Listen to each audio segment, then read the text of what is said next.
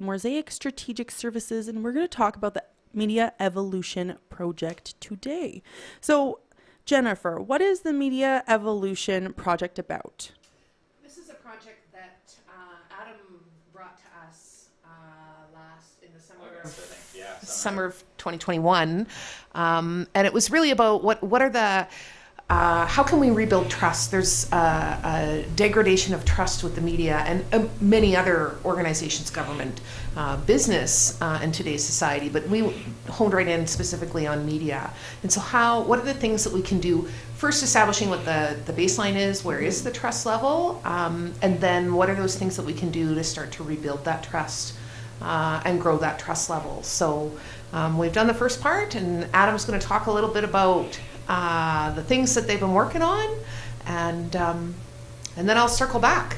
Okay, perfect. Well, so Adam, what has Energeticcity.ca done in the last 5 months in a result of the initial engagements? So yeah, that initial survey, we had well over 600 people participating in it, and from that, there's a lot of feedback, some good, some bad, which is the point of a survey, is for us to take all this information and kind of just go through it and take an honest look at how we've been doing and what we can do to change. Mm-hmm. So some small things, the biggest one being transparency. So trying hard to introduce our staff to everyone, talk about how we do the work we do, why sometimes, we had a comment even just a couple of weeks ago, well, why haven't you done this story yet? And it was 2 days after, the rumors that started to happen online and you'd started to hear about it. Well, our first job is to go and see if we can verify that information. So what we're trying to do is increase that transparency so we can help people to understand that, yeah, sometimes it might take us a day, 2, 3, a week, or maybe even longer to do a story, but that's because we're working behind the scenes to try and get information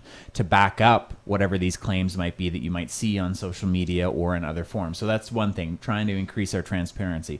Also just trying to share more about who we are, right? I think one of the great things I've been discussing a lot about with radio over the years, right, is you'd always get to connect with the person who's on the radio, right? You'd see them, you'd hear them, you'd listen to their stories. Well, you don't do that with journalists. So we're trying to share more about who our staff are, what either brought them to Fort St. John, or for those that have lived here for a while, talk about what their life experience has been here in the community. And so I think it's a lot of that stuff, as well as, places to report errors or any mistakes. And there's a list.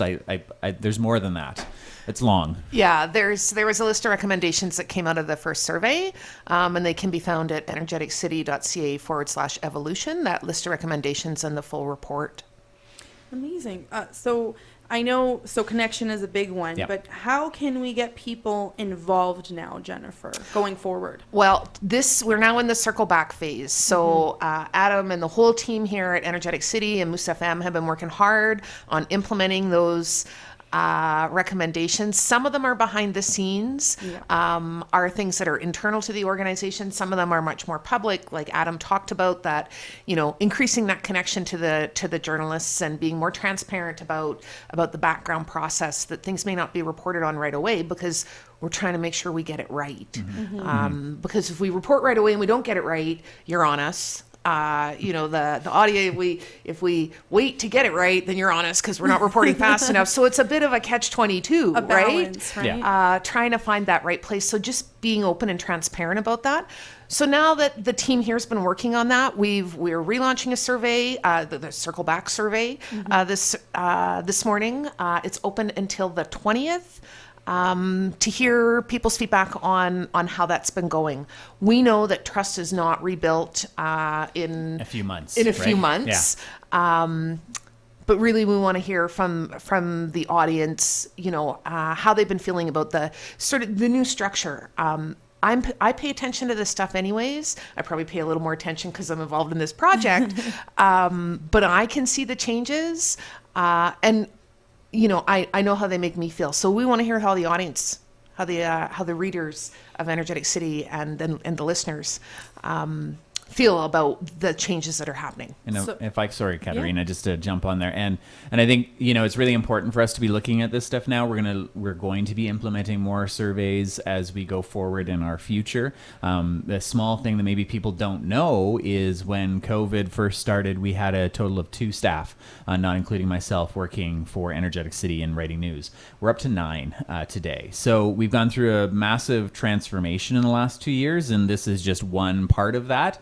And really right now we actually have more people working to write stories. We have 6 editorial staff than anyone else up here in Northeast BC. So we want to take this very seriously going forward, and we want that feedback because it does help us. Whether it's good or bad, we want to hear it because it is going to help us as we go forward and try and continue to add more and grow the service that we provide to the community. Can you just remind readers from Energetic City where to go to take this survey? Go ahead. Sure. The web link is energeticcity.ca/evolution. Thank you so much, Adam and Jennifer. Thank you. Thank you.